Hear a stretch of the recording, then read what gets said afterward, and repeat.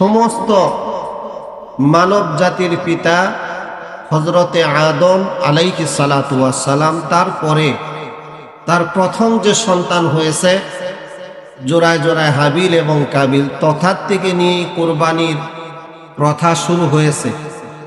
কিন্তু কুরবানির মূল বিষয়, আমরা কুরবানি পালন করি মুসলমানদের জাতির পিতা মিল্লাতা আবিকুম ইব্রাহিম হুয়া সাম্মাকুমুল মুসলিমিন, সমস্ত মুসলমানদের জাতির পিতা হযরতে ইব্রাহিম আলাইহিস সালাতু ওয়াস সালাম। সাহাবা আজমাইন রাদিয়াল্লাহু তাআলা আল্লাহর হাবিব সাল্লাল্লাহু আলাইহি ওয়াসাল্লাম নবীজিকে জিজ্ঞাসা করলেন, ইয়া রাসূলুল্লাহ, ইয়া হাবিবাল্লাহ, কুরবানিটা কি? আল্লাহর হাবিব সাল্লাল্লাহু আলাইহি ওয়াসাল্লাম বললেন, মিল্লাতা আবিকুম ইব্রাহিম হুয়া সাম্মাকুমুল মুসলিমিন, মুসলমানদের যে জাতির পিতা ইব্রাহিম আলাইহিস সালাতু ওয়াস সালাম, ওনার সুন্নাত। সুবহানাল্লাহ। তো কুরবানিটা ইব্রাহিম আলাইহিস সালাতু ওয়াস সালামের ওখান থেকে মূলত শুরু হয়েছে। আমাদের নবী রহমাতুল্লিল আলামিন নবীজি সাল্লাল্লাহু আলাইহি ওয়াসাল্লাম কুরবানির পরিপূর্ণ বিস্তারিত কুরবানি কেমন ভাবে করতে হবে, কার নামে করতে হবে, কিভাবে করতে হবে, কিভাবে জবাই করতে হবে, সমস্ত সবকিছু আমার আপনার রহমতের নবীজির মাধ্যম দিয়ে তামাম মানুষদেরকে শিক্ষা দিয়েছেন কে? জোরে বলেন কে? আল্লাহ। আল্লাহ রাব্বুল আলামিনের বিধান নবীর মাধ্যমে আল্লাহ রাব্বুল আলামিন যেটা দেখাইছে, সেই বিধান অনুযায়ী যদি আমরা কুরবানি করি তাহলে আল্লাহ তাআলার দরবারে কুরবানি কবুল হবে। আর যদি সেইভাবে আমরা কুরবানি না করি, সেটা গোশত খাওয়া হবে, সেটা কুরবানি হবে না। তাহলে কুরবানিটা আমরা প্রত্যেক বছরেই কুরবানির আলোচনাগুলা শুনি, কিন্তু সেটা আমাদের হৃদয়ের মধ্যে থাকে না। কখন থাকে না? যখন কুরবানির গোশত ভাগাভাগি হয়, তখন এইটা আর থাকে না, তখন দুনিয়ার প্রতি লোভী হয়ে যায়। গরু কিনতে যখন যাওয়া হয়, তখন আর এইটা থাকে না, তখন বলা হয় এটা গোশত কম হইব, একটু কাবু দেখা যায়, নানান রকমের প্রশ্ন মনের মধ্যে উদয় হয়। এগুলাকে ভিতর থেকে একেবারে পরিষ্কার করে প্রথমে নিয়তকে, গত জুমায় বলেছে, আগে নিয়তকে সহি করতে হবে যে আমি এটা কুরবানিটা যে করতেছি, কুরবানিটা কেন আমি করব।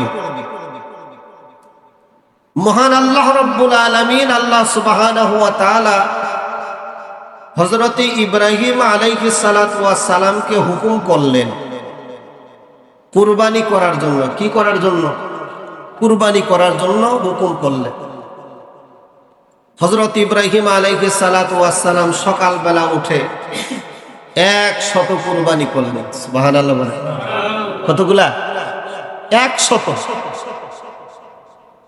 কুরবানি করে ভাগ বন্টন করে সেটা দিয়ে দিয়েছেন। পরের দিন একই স্বপ্ন, নবীদের স্বপ্ন হলো ওহী, একই স্বপ্ন দেখলেন, কুরবানি করো। ইব্রাহিম আলাইহিস সালাতু ওয়াস সালাম পরের দিন একইভাবে কুরবানি করলেন। তৃতীয় দিন আবারও আল্লাহ রাব্বুল আলামিন তাকে দেখাইলেন যে ইব্রাহিম তুমি কুরবানি করো। হযরত ইব্রাহিম আলাইহিস সালাতু ওয়াস সালাম উনি আল্লাহ তাআলার দরবারে ডাক দিয়ে বললেন, আল্লাহ তুমি বলতেছো কুরবানি করার জন্য, আমি তো কুরবানি করতেছি, সে কুরবানি কবুল হইতেছে না। আল্লাহ রাব্বুল আলামিন, আল্লাহ সুবহানাহু ওয়া তাআলা, আমার আল্লাহ রাব্বুল আলামিন ডাক দিয়া কয়, শোনো গো নবী আমার, শোনো না, ভালোবাসার কুরবানি কেন করো না, ভালোবাসার কুরবানি কেন করো না। হযরত ইব্রাহিম আলাইহিস সালাতু ওয়াস সালাম মনের মধ্যে উদয় হয়ে গেল। ৯৬ বছর বয়স, একেবারে বৃদ্ধ বয়স, চুল দাড়ি সবগুলা পেকে গেছে। আল্লাহ রাব্বুল আলামিন, আল্লাহ সুবহানাহু ওয়া তাআলার জমিনের নিচে, জমিনের উপরে, আসমানের নিচে, এই জমিনের উপরে ভালোবাসার বস্তু আমার কি আছে যেটা আমার আল্লাহ রাব্বুল আলামিন, আল্লাহ তাআলা চাইতেছেন? খুঁজে দেখলেন আমার ঘরবাড়ি, আমার টাকা পয়সা, আমার ধন দৌলত, যা কিছু আছে সমস্ত সব কিছুর চাইতে আমার একমাত্র সবচাইতে মহব্বতের হলো আমার কলিজার টুকরা সন্তান ইসমাঈল। সুবহানাল্লাহ। সবচাইতে আমার গুরুত্বপূর্ণ এবং ভালোবাসার সন্তান হলো আমার ইসমাঈল। যখন তার মনের মধ্যে এটা উদয় হয়ে গেল, সন্তানের কাছে আসলেন বিবি হাজেরার কাছে। হাজেরার কাছে আসলেন, আসিয়া ডাক দিয়ে কয়, বিবি হাজেরা রে, ইসমাঈলকে সাজায়া দাও, সুন্দর করে নতুন পোশাক তাকে পরায়া দাও। কেন নতুন পোশাক পরায়া দিব? ইব্রাহিম আলাইহিস সালাতু ওয়াস সালাম ডাক দিয়া বলেন, জিয়াফত করার জন্য, জিয়াফত খাওয়ার জন্য যাব। অনেক বড়, বিশাল বড় একজন ধনী মালিক আমাকে দাওয়াত করেছে, দাওয়াত খাওয়ার জন্য তাকে নিয়ে যাব, তাকে গোসল করাও, নতুন কাপড় তাকে পরিধান করায় দাও, সুন্দর পোশাক তাকে পরায়া দাও। হযরত বিবি হাজেরা আলাইহিস সালাতু ওয়াস সালাম সন্তানকে গোসল করাইলেন, কাপড় চোপড় গুলা সুন্দর করে পরায়া দিলেন। সুন্দর কাপড় চোপড় পরায়া দেওয়ার পর স্বামীর হাতে যখন সন্তানকে তুলে দিবে, দেওয়ার সময় হযরত বিবি হাজেরা ডাক দেয়া কয়, প্রাণের স্বামীরে শোনো, এই যে আমার সন্তান ইসমাঈলকে তোমার হাতের মধ্যে উঠায়া দিলাম, সন্ধ্যা হওয়ার আগে আমার সন্তানকে আমার বুকে ফিরিয়ে দিও। কেননা দীর্ঘ 10টি বৎসর, মতান্তরে 12টি বৎসর আমাকে সেই মরুভূমির মধ্যে রেখে গিয়েছিলাম।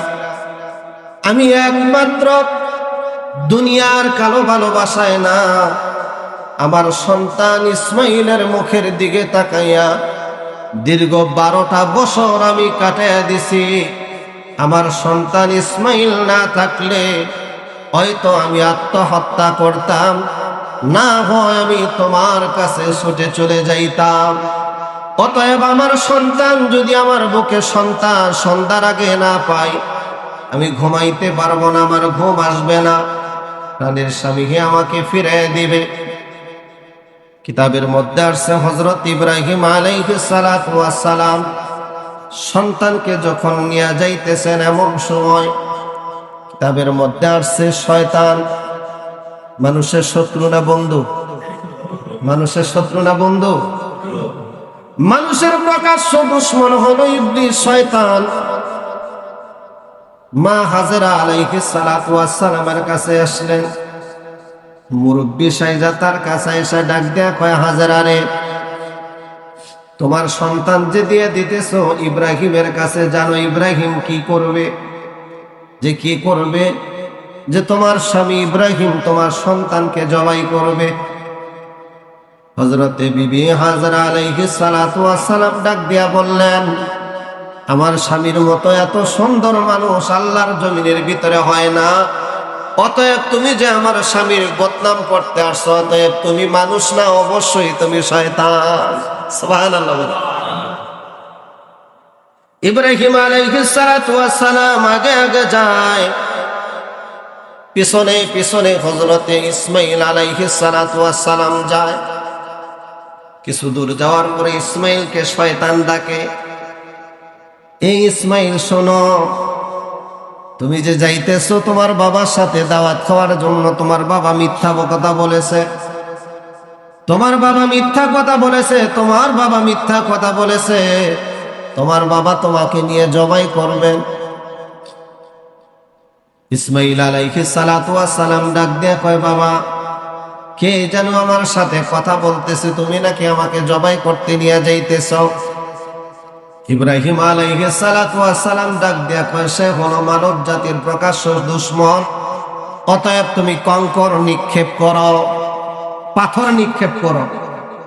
তখন ইসমাইল আলাইহিস সালাতু ওয়াস সালাম হাতের মধ্যে পাথর নিয়ে শয়তানকে নিক্ষেপ করলেন। সুবহানাল্লাহ। তিন জায়গার মধ্যে ধোঁকা দিল। ইব্রাহিম আলাইহিস সালাতু ওয়াস সালামের ঘর থেকে নিয়ে মিনা বাজার যেখানে, ওইখানে যাওয়ার আগ পর্যন্ত তিন জায়গার মধ্যে ধোঁকা দেওয়া হয়েছে। তিন জায়গায় পাথর নিক্ষেপ করছে। তিনটা জায়গার নাম জামারাত বলা হয়।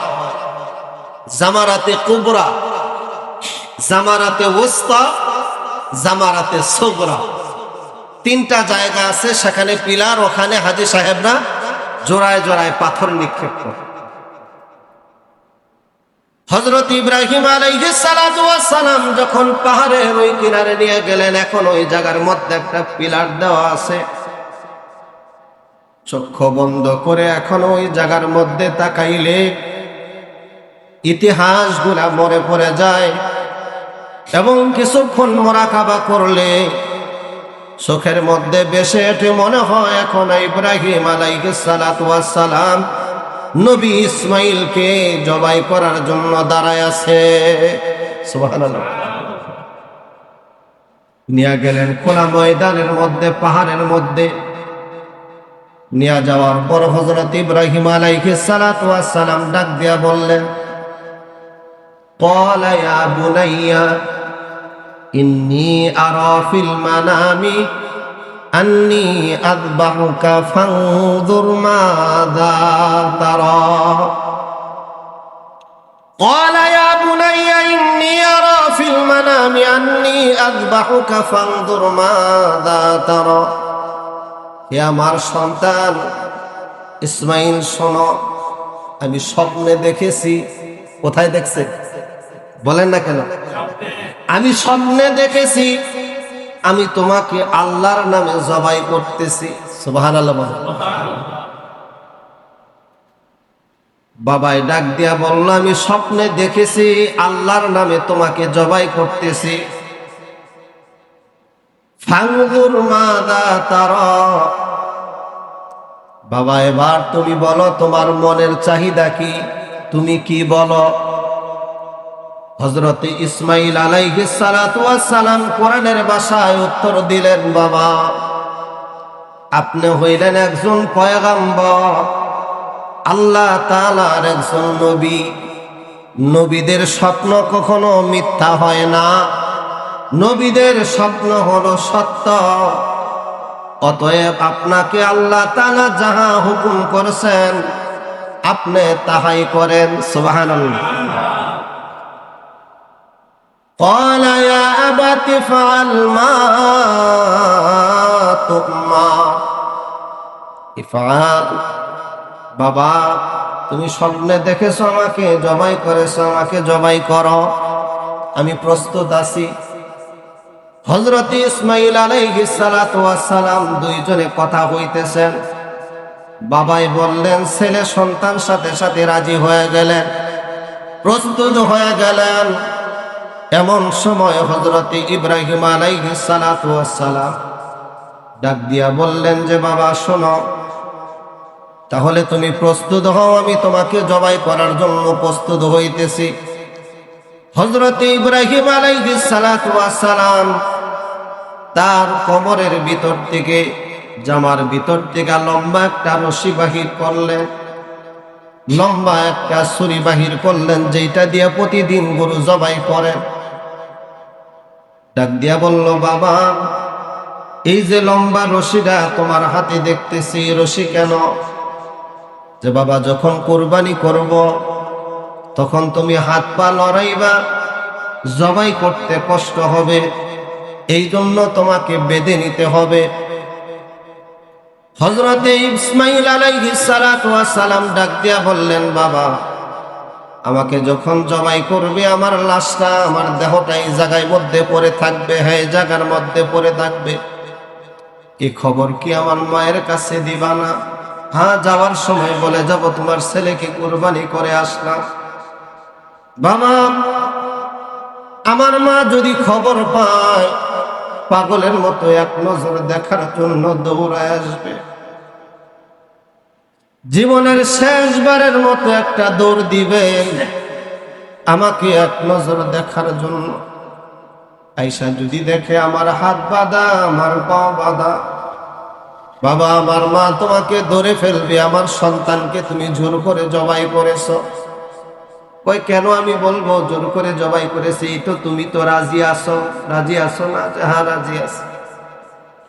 বাবা থাম, যদি আমি রাজি আছি তুমি আমাকে আল্লাহর রাস্তে কোরবানি করবা, আমার হাত বাঁধা দরকার নাই, পাও বাঁধার দরকার নাই। সাতাজিদুনি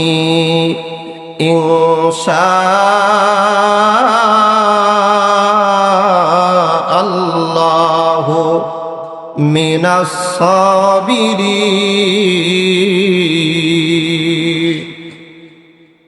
বাবা আমাকে ধৈর্য ধারণকারী হিসাবে পাবেন। আমি ধৈর্য ধারণ করব, আমি লড়াচড়া করব না, আমি হাত পা লড়াবো না, আমি লড়াচড়া করব না। তোমারে বাবা, তোমার কাছে এক শেষ বিদায়ের কথা আমি বলে যাই। যখন কুরবানি হয়ে যাবে, যখন তুমি আমাকে জবাই করবে, তখন তুমি আমাকে দেখবে, আমিও তোমাকে দেখব। আমি জানি রে বাবা তুমি আমাকে কত ভালোবাসো।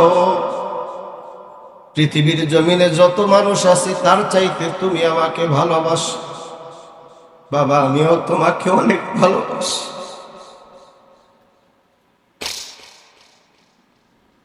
তোমাকে দেখে আমার দেখার তৃপ্তি মিটে নাই। যখন তুমি আমাকে জবাই করবে, তুমি আমাকে জীবনের শেষবারের মতো দেখবে, আমিও বাবা তোমাকে জীবনের শেষবারের মতো চেয়ে চেয়ে দেখব। ও বাবা, তুমি যখন আমাকে দেখবে, আমি যখন তোমাকে দেখব, চার চোখের মিলন হয়ে যাবে। বাবা তার ছেলেকে দেখবে, ছেলে তার বাবাকে দেখবে।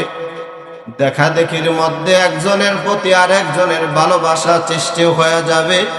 তখন যদি আমাদের ভালোবাসায় তুমি কুরবানি করতে দেরি করো, আমার আল্লাহ বেজার হয়ে যাবে, আমার আল্লাহ বেজার হয়ে যাবে। কুরবানি কবুল হবে না, কুরবানি কবুল হবে না। জোরে বলেন আল্লাহু আকবার। বাবা কুরবানি কবুল হবে না, তাহলে কি করব? বাবা আমাকে উল্টা করে শোয়া নাও, তোমার চক্ষু দুইটা বেঁধে নাও। যেহেতু আমার প্রতি তোমার কোনো মায়া না থাকে, দয়া না থাকে। হযরত ইব্রাহিম আলাইহিস সালাতু ওয়াস সালাম চক্ষু মোবারক বান্দা নিলেন। ইসমাঈল আলাইহিস সালাতু ওয়াস সালামকে উপর করে শোয়া দিলেন। যখন জবাই করবে, আসমানের সমস্ত ফেরেশতারা আল্লাহ তাআলারে ডাক দেয়া কয় আল্লাহ, কারণ মিনার ময়দানের মধ্যে কি হইতেছে? ইব্রাহিম তো ইসমাঈলকে জবাই করে ফেললো।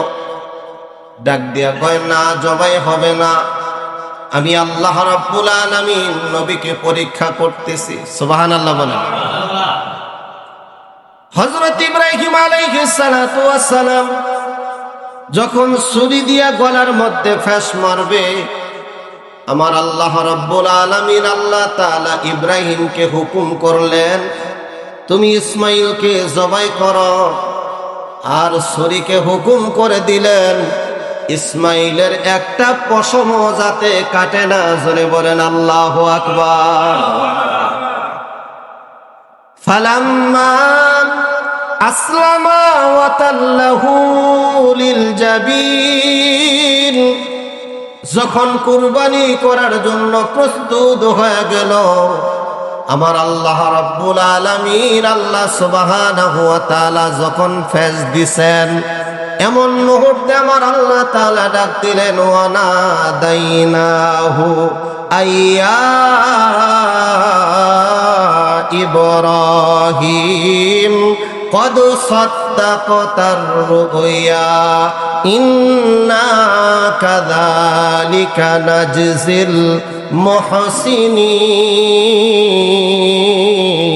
المحسنين الله أكبر হযরত ইব্রাহিম আলাইহিস সালাতু ওয়াস সালাম যখন ইব্রাহিম আলাইহিস সালাতু ওয়াস সালাম দুইজনের মধ্যে প্রেমের খেলা শুরু হয়ে গেল সোয়া ফালাইলেন ইব্রাহিম উপর দিকে জবাই করবেন ইসমাইল নিচের দিকে দাঁড়ায় আছে শুয়ে আছেন উপর হয়ে এমন মুহূর্তে আমার ভাইয়ের আমার বন্ধুগণ দক্ষিণ দিকে পা দিয়া উত্তর দিকে মাথা দিয়া যখন জবাইটা শুরু করে দিবেন এমন মুহূর্তে কে জানি আসমান থেকে ডাক দিয়েছেন আল্লাহু আকবার আল্লাহু আকবার ইসমাইল আলাইহিস সালাতু ওয়াস সালাম ইব্রাহিম আলাইহিস সালাতু ওয়াস সালাম খোলা ময়দানের ভিতরে হযরত জিবরাইল আলাইহিস সালাতু ওয়াস সালাম আল্লাহ তাআলাকে ডাক দিলেন আল্লাহ জবাই তো হয়ে গেল এখন তাড়াতাড়ি একটা ব্যবস্থা করো আল্লাহ রাব্বুল আলামিন ডাক দেয় আমি যেই পরীক্ষা নিয়েছে আমার পরীক্ষায় ইব্রাহিম পাস সুবহানাল্লাহ বাপেও পাস করেছে ছেলেও পাস করছে নাকি দুইজনই ফার্স্ট হয়ে গেছে আল্লাহ রাব্বুল আলামিন আল্লাহ সুবহানাহু ওয়া তাআলা জিবরাইল আলাইহিস সালাতু ওয়াস সালামকে হুকুম করলেন জান্নাতের ভিতর থেকে ইতিহাস অনেক লম্বা সেই বরকতময় দুম্বাটা যিনি আল্লাহ রাব্বুল আলামিন নিজে লালন পালন করেছেন ওই দুম্বাটা নিয়ে এমন জোরে একটা দৌড় দিছেন যখন ফেস মারছেন জব করবেন এমন মুহূর্তে জিবরাইল উপর থেকে আওয়াজ দিছেন আল্লাহু আকবার আল্লাহু আকবার ইব্রাহিম আলাইহিস সালাতু ওয়াস সালাম ডাক দিয়া বললেন আল্লাহু আকবার ওয়ালিল্লাহিল হামদ হযরত ইসমাঈল আলাইহিস সালাতু ওয়াস সালাম নিচের থেকে আওয়াজ দিলেন লা ইলাহা ইল্লাল্লাহু আল্লাহু আকবার ওয়ালিল্লাহিল হামদ এক জিবরাইল আলাইহিস সালাতু ওয়াস সালাম ইব্রাহিম আলাইহিস সালাতু ওয়াস সালাম আর ইসমাঈল তিনজনে মিলে যেই তাকবীরটা পড়ছেন আল্লাহ সেটা কবুল করে নিছে সুবহানাল্লাহ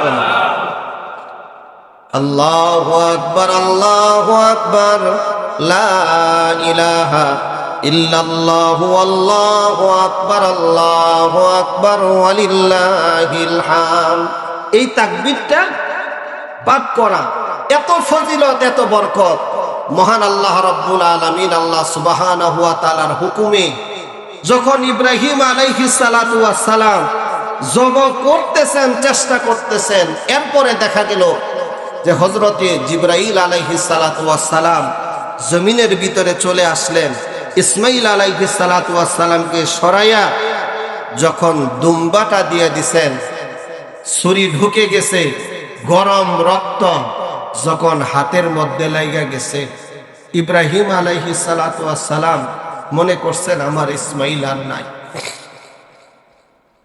চক্ষু মোবারক বাঁধা আসমানে হাত বাড়াইছে আল্লাহ আমার কুরবানি তোমার দরবারে কবুল হইছে আল্লাহ রাব্বুল আলামিন ডাক দেয়া কয় কদ সাদ্দাকাতার রুকইয়া সত্য তোমার কুরবানি কবুল সুবহানাল্লাহ বলেন চক্ষু মোবারক খুলে দেখে ইসমাঈল দাঁড়ায় রইছে দুম্বা কুরবানি হয়ে গেছে আল্লাহ রাব্বুল আলামিন আল্লাহ সুবহানাহু ওয়া তাআলার দরবারে ডাক দেয়া কয় আল্লাহ আমার কুরবানি কি কবুল হয় নাই আল্লাহ বলে অবশ্যই কুরবানি হয়েছে আমি আল্লাহ রাব্বুল আলামিন চাই নাই যে তোমার ইসমাঈল কুরবানি হোক আমি চেয়েছি তুমি আমি আল্লাহ তাআলাকে কতটুকু ভালোবাসো সুবহানাল্লাহ বলেন আমি আল্লাহ তাআলাকে কি পরিমাণ ভালোবাসো আমি আল্লাহ তাআলার হুকুম তোমার কাছে কত দামি আমি আল্লাহ রাব্বুল আলামিন সেইটা দেখতেছিলাম কুরবানি কবুল হয়ে গেছে তুমি আসছো এখন কুরবানির সব আমি আল্লাহ তাআলা কবুল করে নিলাম তখন ইব্রাহিম আলাইহিস সালাতু ওয়াস সালাম বাড়ির দিকে রওনা করলেন বাড়ির দিকে যখন আসবেন এমন মুহূর্তে আল্লাহ তাআলা ডাক দিয়ে কয়, ইব্রাহিম দাঁড়াও, তুমি আসছো কুরবানি করার জন্য, তুমিও যেমন পরীক্ষায় ফার্স্ট হয়েছো, বাড়ির ভিতরে যিনি আছেন যার উদ্দরে সন্তানটা দিছে তিনিও অপেক্ষায় আছেন, তিনিও পরীক্ষায় ফার্স্ট হয়েছে। সুবহানাল্লাহ। তিনিও পরীক্ষায় ফার্স্ট হয়েছে, অতএব তার কাছে না বলে আসছো যে বিশাল বড় ধনীর বাড়িতে দাওয়াত খাওয়ার জন্য আসছি। সবচাইতে ধনী কে? আল্লাহুল গনি ওয়া আনতুমুল ফুকারা। আল্লাহ বলে আমি আল্লাহ হইলাম ধনী, সব ফকির। সুবহানাল্লাহ। রাজা বাদশাহও চায়, প্রধানমন্ত্রীও আল্লাহর কাছে, ছোটও চায় বড়ও চায়, সবাই তো আল্লাহর কাছে চায়।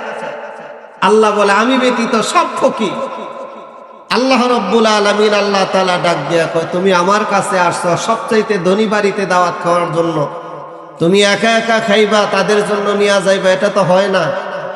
আমি আল্লাহ তাআলা তোমাকে মেহমান করলাম, দাওয়াত করলাম, অতএব তোমার ওই রশি দিয়া দুম্বাটা সুন্দর করে বেদে মা হাজেরা আলাইহিস সালাতু ওয়াস সালামকে নিয়ে দিবে আর বলবে আজকে ঈদের দিন। সুবহানাল্লাহ বলে। এই খুশির দিনে, আনন্দের দিনে এটা ভাগ বন্টন করে সবাইকে নিয়ে মহব্বতে যেন খায় আর যেন আল্লাহ শুকরিয়া আদায় করে। সুবহানাল্লাহ। কুরবানির মেন বিষয়টা তো আমার আল্লাহ রাব্বুল আলামিনের এইটা চাওয়া না যে আপনারা গরু জবাই করবেন, টাকা পয়সা খরচ করবেন, আনন্দ ফুর্তি করে খাবেন। আল্লাহর চাওয়া এইটা না। আল্লাহ তাআলা কুরবানি তো সকলের উপরে ওয়াজিব করেন নাই। নেশাব পরিমাণ মাল যার উপরে যাকাত ফরজ তার উপরে কুরবানি ওয়াজিব। কুরবানিটা হলো তার উপরে ওয়াজিব। তে কুরবানিটা তার উপরে ওয়াজিব যাকে আল্লাহ তাআলা ধন সম্পদ দিছে।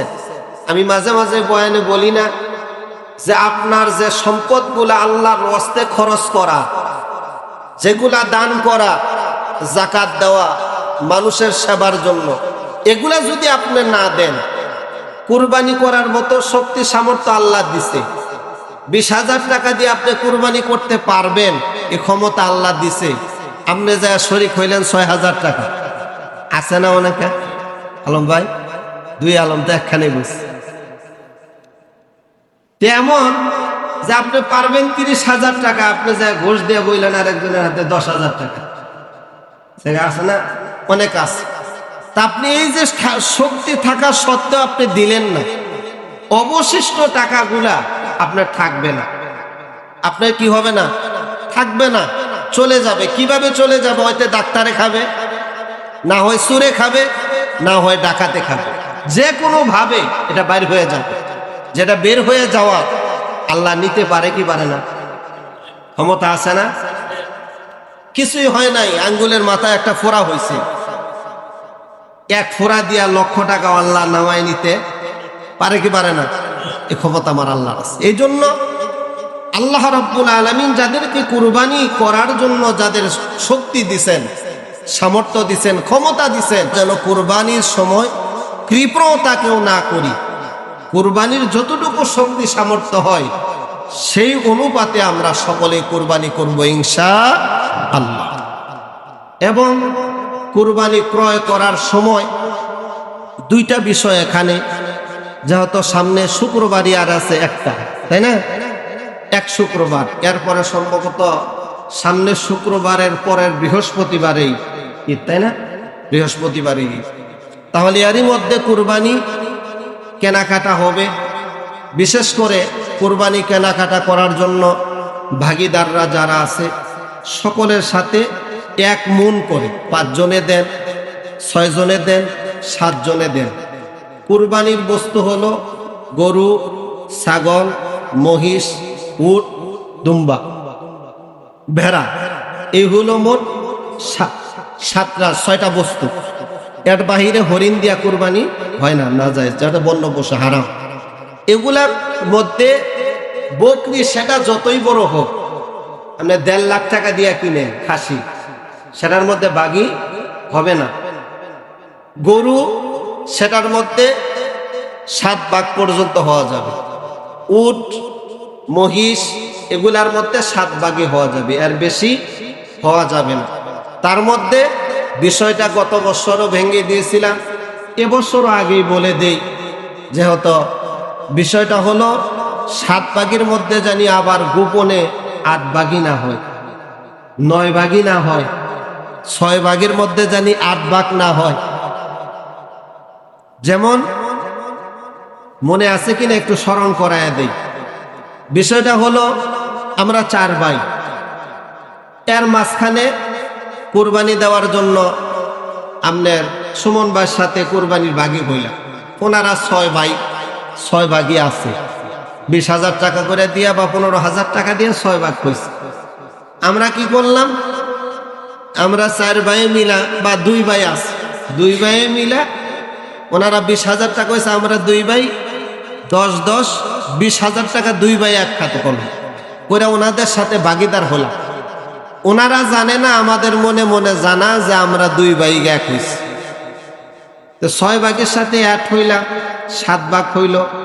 তো ওনারা যখন ভাগ বন্টন করলো, আমরা বাড়িতে এই না গোস্ত সমান করে আবার 2 ভাগে ভাগ করে নিয়ে গেলাম। তাহলে বাকি 6টা হইল না 8টা হইল? কয়টা হইল? 7টার মধ্যে 8টা হয়ে গেল। এরকম অনেক জায়গার মধ্যে এটা হয়, সেটা কুরবানি হবে না। অতএব এই গোপন তথ্য যদি কারো মধ্যে থাকে, এগুলো আমরা কুরবানির দেওয়ার জন্য করব না। আপনার সামর্থ্য ছোট আছে, আপনি একটা ছোট বকরি দেন, একটা ভেড়া দেন, ছোট একটা ছাগল আপনি জবাই করে দেন আল্লাহর হস্তে মহব্বতে, আলহামদুলিল্লাহ কুরবানি হয়ে যাবে। কিন্তু আপনি দেখানোর জন্য 3 জনে মিলে 1 ভাগের মধ্যে যায় সেরা। আমি আগে দেখছি, ছোট সময় আমি যখন জাগির ছিলাম, আমার জাগির বাড়িতে 3 ভাই ছিল, তখন ওই এলাকার মধ্যে 3 ভাই মিলে তখনকার সময় 15,000 টাকা ভাগি হইল। তো অনেক, 2000 সালে 15,000 টাকার ভাগি তো তখন হয়নি। আমার আব্বারে দেখতাম 2,500 টাকা, 3,000 টাকা, 1700 1600 টাকার ভাগি হইলে অনেক বড় ভাগি হয়ে গেছে। 21,000 টাকা 22,000 টাকা দা গরু কিনলে পরে অনেক বড় গরু। তো ওনারা 3 ভাইয়ে 3,000 টাকা দিয়ে 9,000 টাকা ভাগি হয়েছে। আবার ওখান থেকে ভাগি করে আইনা বাড়িতে আইনা 3 ভাইয়ে ভাগ করে নিয়ে গেছে। তো ভাগি অনেক সময় দেখা গেছে একক কুরবানিতে আমরা 10 ভাগে 11 ভাগই হয়ে গেছে। এরকম করে কুরবানি হয়েছে, এটা যাতেও না হয়। আল্লাহ তাআলা আমাদের সকলকে হালাল সম্পদ দিয়া আল্লাহ তাআলাকে রাজি খুশি করার জন্য সহি শুদ্ধভাবে, যেইভাবে কুরবানি করলে মহান আল্লাহ রাব্বুল আলামিন কুরবানিটা কবুল করবেন, ওইভাবে কুরবানি দেওয়ার জন্য যেন আল্লাহ তাআলা আমাদের তৌফিক দান করে। সকলে বলি আমিন। আবার বলি আমিন, মহব্বতে বলি আল্লাহুম্মা আমিন।